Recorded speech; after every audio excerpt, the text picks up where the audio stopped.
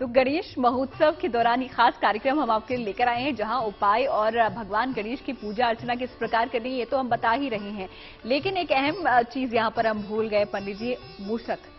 गणेश जी की सवारी भी कहा जाता है चूहा, तो उसके बारे में यहाँ पर जानना चाहूंगी कि इस दौरान गणेश उत्सव हम मना रहे हैं, तो किस प्रकार मूषक की पूजा करनी चाहिए या फिर उसका प्रयोग किस प्रकार करना चाहिए? देखिए, भगवान गणेश का जो वाहन है मूषक, उसकी भी एक बड़ी महिमा है। ऐसा कहा जाता है कि एक गंधर्व को परास्त करके भगवान गणेश ने उसको अपना वाहन बना लिया था। और जब आप भगवान गणेश की पूजा करते हैं, बिना मूषक के उनकी पूजा करने से लाभ नहीं होता है। इसलिए मूषक उनके चित्र में या उनकी प्रतिमा के साथ जरूर होना चाहिए। और लोगों का ये भी मानना है कि अगर आपकी कोई कामना है, अगर आपकी कोई मनोकामना है और वो कामना आप मूषक के कान में कह देते हैं, तो वो मनोकामना आपकी पूरी हो जाती है। इसीलिए मूषक के बिना भगवान गणेश की पूजा नहीं की जा सकती, पहली बात। दूसरी बात यह है कि गणेश महोत्सव में संतान की प्राप्ति के लिए और धन की प्राप्ति के लिए भगवान गणेश को अलग अलग तरीके के मूषक अर्पित किए जाते हैं। जैसे मिट्टी का बना हुआ मूषक अर्पित किया जाता है, सोने का, चांदी का, तांबे का बना हुआ मूषक भी अर्पित किया जाता है। ये गणेश महोत्सव में भगवान गणेश को अर्पित करते हैं। और गणेश महोत्सव समाप्त हो जाने के बाद अगर ये मिट्टी का है तो जल प्रवाहित कर देते हैं, और अगर ये धातु का है, सोने या चांदी का है, तो इसको मंदिर में ले जाकर के दान कर देते हैं। ऐसा करने से दो तरह की कामनाएं जरूर पूरी होती हैं। अगर संतान संबंधी कोई कामना है, निश्चित रूप से पूरी होगी। और अगर आपको धन संपत्ति की कोई समस्या है, पैसे रुपए की कोई दिक्कत है, तो वो भी अगर आप मूषक अर्पित करते हैं भगवान गणेश को, तो इससे भी आपकी कामना निश्चित रूप से पूरी होगी। तो आप ये समझिए कि भगवान गणेश की अगर आप मूर्ति ला रहे हैं या उनका चित्र रख करके उनकी पूजा कर रहे हैं, तो उसमें मूषक जरूर होना चाहिए। अगर मूषक उसमें रहेगा तभी आपकी पूजा स्वीकृत होगी। और अगर आप किसी मंदिर में जा रहे हैं भगवान गणेश की पूजा उपासना करने के लिए, तो जो मूषक राज हैं उनके कान में अपनी मनोकामना की बात आप कह दीजिए, आपकी मनोकामना निश्चित रूप से पूरी हो जाएगी।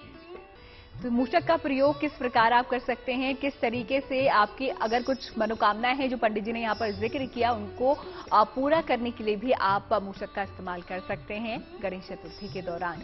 इसके अलावा एक और खास चीज है जो कि गणेश जी को अर्पित की जाती है पंडित जी, वो है दूर्वा। कहते हैं दूब जो है वो गणेश जी को काफी प्रिय होती है, और हर रोज भी अगर घर में हम पूजा अर्चना कर रहे हैं तो कहते हैं कि गणेश जी को दूब जरूर चढ़ानी चाहिए। इसके पीछे आपका जो तर्क है वो आपसे समझना चाहूंगी, क्यों यहाँ पर इतनी प्रिय उनको ये है? दो कारण समझिए इसके कि भगवान गणेश को दूर्वा क्यों अर्पित की जाती है। एक तो अगर हम पौराणिक धार्मिक कारण समझें तो ऐसा माना जाता है कि भगवान गणेश ने अनलासुर का वध किया था, अनलासुर को निगल लिया था, और उसकी अग्नि की वजह से उनके शरीर में तीव्र जलन पैदा हुई। उस जलन को शांत करने के लिए ऋषियों ने उनको दूर्वा दिया, दूब घास दिया। दूब घास का सेवन करके उनके शरीर में शीतलता पैदा हुई, ठंडक पैदा हुई, और तब से भगवान गणेश को दूर्वा अर्पित किया जाता है। दूसरी बात आप ये समझिए कि दूर्वा जो है उसके अंदर बहुत सारे गुण पाए जाते हैं। एक तरह की औषधि वाली घास है। चोट चपेट के मामले में, दुर्घटनाओं के मामले में, स्किन की प्रॉब्लम के मामले में, डाइजेशन की समस्याओं के मामले में, शरीर को विषमुक्त करने के मामले में दूर्वा का प्रयोग प्राचीन काल से किया जाता है। तो दूर्वा को सुरक्षित रखें आप और दूर्वा का नियमित प्रयोग करें। इसीलिए कहा जाता है कि भगवान गणेश की पूजा में दूर्वा चढ़ाए बिना काम नहीं चलेगा। आप उन्हें लड्डू चढ़ाएं, पानी चढ़ाएं, मिठाई चढ़ाएं, और अगर दूर्वा अर्पित नहीं करेंगे तो पूजा संपूर्ण नहीं होगी। इसीलिए दूर्वा उनको अर्पित की जाती है। वैज्ञानिक दृष्टिकोण से बड़ी मूल्यवान चीज है, बड़ी मूल्यवान वनस्पति है। इसका इस्तेमाल करना फायदेमंद होता है। और धार्मिक दृष्टिकोण से भगवान गणेश को दूर्वा अर्पित करने से ऐसा माना जाता है कि सुख, शांति और समृद्धि की प्राप्ति व्यक्ति को जीवन में अवश्य होती है। तो गणेश महोत्सव के दौरान आप सभी अपने घरों में गणपति को स्थापित करते हैं और इस दौरान जब विसर्जन की बारी आती है तो उसके भी अलग अलग नियम है। कोई लोग यहाँ पर 2 दिन के लिए रखते हैं, कोई 5 दिन के लिए, कोई 10वें दिन विसर्जन करते हैं। तो पंडित जी, यहाँ पर आपसे जानना चाहूंगी जो सही नियम है वो क्या है? कितने दिन यहाँ पर गणपति को घर में रखना चाहिए और कब उनका विसर्जन करना चाहिए? देखिए, सामान्यतः क्या है कि आप भगवान गणेश की मूर्ति की स्थापना गणेश महोत्सव में 1 दिन के लिए, 3 दिन के लिए, 5 दिन के लिए या 9 दिन के लिए कर सकते हैं। 9 दिन का मतलब ये होता है कि आपने चतुर्थी से शुरुआत की, 9 दिन आपने रखा उनकी मूर्ति को और 10वें दिन यानी अनंत चतुर्दशी पर उनकी मूर्ति के विसर्जन किए।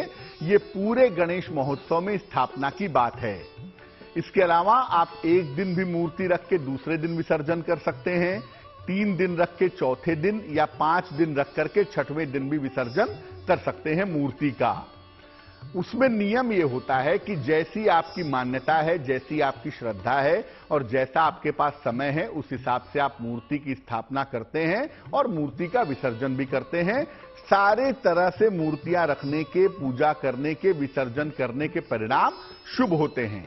लेकिन अगर आप संपूर्ण गणेश महोत्सव में भगवान गणेश की मूर्ति रखते हैं और उसका विसर्जन करते हैं तो इसके परिणाम सबसे ज्यादा शुभ होते हैं। ये जो 10 दिन का मौका है, बेसिकली इसमें 9 दिन तक गणपति की विशेष पूजा होती है और इस गणपति के 9 दिन को हम गणेश नवरात्रि भी कहीं कहीं पर कहते हैं।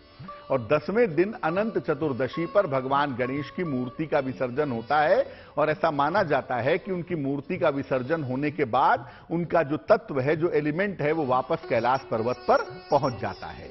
तो आप अपनी मान्यता, अपनी जरूरत, अपने सामर्थ्य के हिसाब से भगवान गणेश की मूर्ति की स्थापना करके उनकी पूजा उपासना कर सकते हैं और उनसे वरदान पा सकते हैं। अगर आपने मूर्ति की स्थापना नहीं भी की है तो आप अपने घर में इतना तो जरूर कर सकते हैं कि जब तक गणेश महोत्सव चल रहा है, रोज शाम के समय भगवान गणेश के सामने दीपक जला करके उनके मंत्रों का जप करें, उनकी आरती करें। यह आपके लिए बहुत कल्याणकारी होगा।